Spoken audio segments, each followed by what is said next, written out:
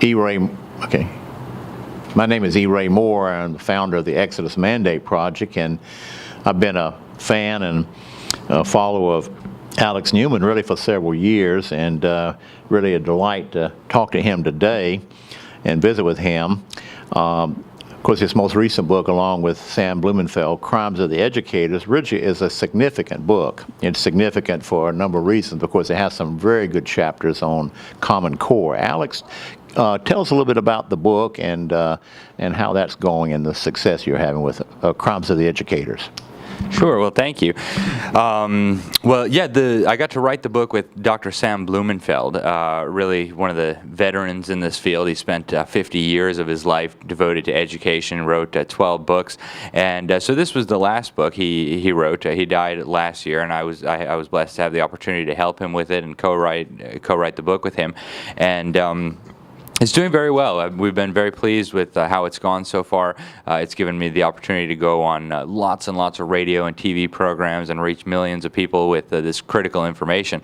And the basic premise of the book is that the education establishment is basically a gigantic criminal enterprise. It's everything from treason, deliberately dumbing down and undermining the nation for the purpose of replacing its system of government, to crimes like child abuse, deliberately harming the minds of the children, to spiritual crimes, destroying children's belief in biblical religion using different tactics, especially the promotion of hardcore evolutionism as if it were a fact rather than a rather poor scientific theory, and then the drug pushing and all these different things that are going on in the schools. And then we also argue that this is really fraud. If a normal businessman said, hey, I have this product to sell you and it'll do such and such, and then the product did the opposite, that would be fraud. That'd be extortion. You would take them to court and maybe they'd be criminally prosecuted. And that's exactly what's happening with the education establishment. They're telling us that you give us money and you give us your kids and we'll educate your kids. And instead of that, they're doing the opposite. We're giving them the kids, we're giving them the money. They're dumbing down the kids, they're giving them lifelong handicaps, they're indoctrinating them, and they're not even able to read their high school diploma, a lot of them, when they graduate from high school. So this is a gigantic fraud, a fraud of massive proportions, and Sam and I considered it a criminal operation that needs to be stopped. So I think it's an important book. I think the message and the information really needs to get out there, and so far we've been very pleased with how far it's gone. This is not the only thing that Alex has done. He's a regular contributor to New American Magazine, which is one of the really important magazines in the United States, to expose these problems and also to offer solutions. But as well, he writes regularly for WorldNetDaily.com. And so I read all of his columns, and it's really been great to follow him online as well as the book. Talk a little bit about your role in WorldNetDaily.com or WND.com, and also with New American. Sure. I've been working as a reporter for both for a very long time now. I started with the New American back in 2007.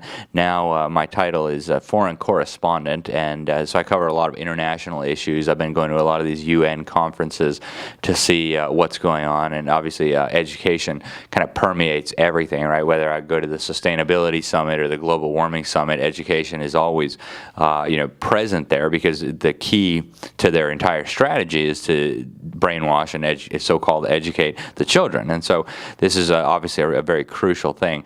Over at WND, I started working for them as a reporter back in 2012, and I've had the opportunity to write a lot of articles for them exploring a lot of different things, investigative journalism, and I started doing columns more recently, just with so much going on in education that needs to be exposed, and at the United Nations. I think my latest one was about the head of UNESCO, the UN's education agency, so-called, which has the world core curriculum that they want taught in every school in the world.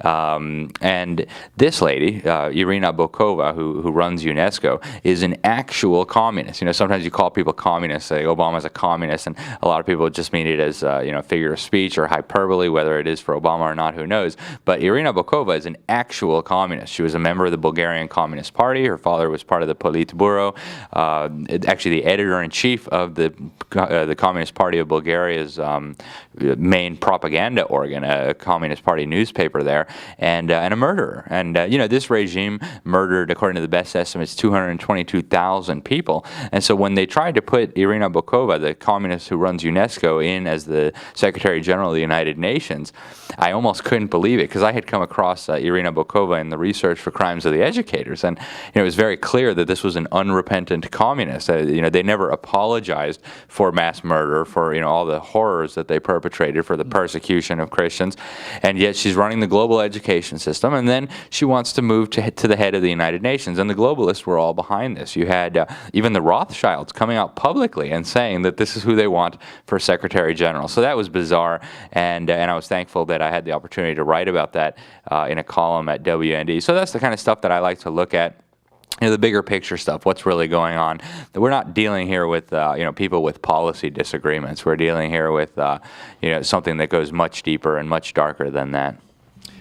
Alex, with all these things that are happening, it seems strange in a way to me, because I've been a home educator since the 70s, and I know, thankfully, you're educating your young children, and 4% of the population are homeschooling now, and probably 75% of those are evangelical Christians, and most of the rest will be Catholics or other people with a traditional faith.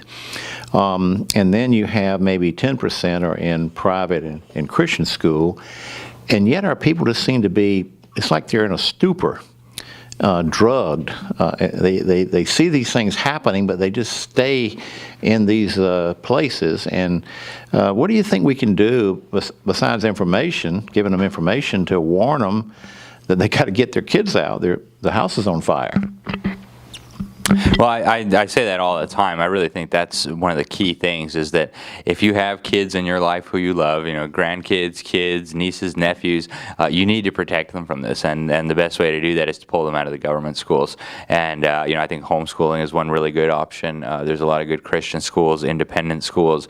Freedom Project Academy is another good option. I teach there. I teach economics to high school seniors.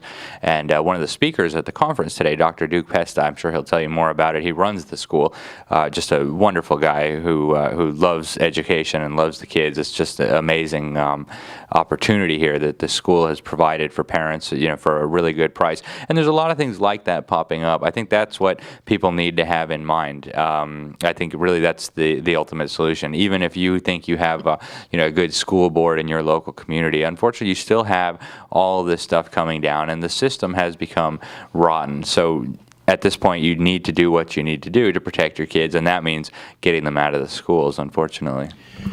We're grateful for Duke Pesta, and we've recommended his YouTube and other information on Common Core and other topics. He's one of the most articulate and best speakers on that particular topic. So congratulations to Duke, and sorry we can't be at the conference with you there in, I guess, Wisconsin, right? Mm-hmm. All right. So thank you, Alex, and it's great to see a young man like you coming along. You're just 30 years old. You've got a bright future. We'll keep you in our strong prayers, because the next generation, we've got to produce leaders, writers, scholars, and leaders in the next generation to have a chance in this battle.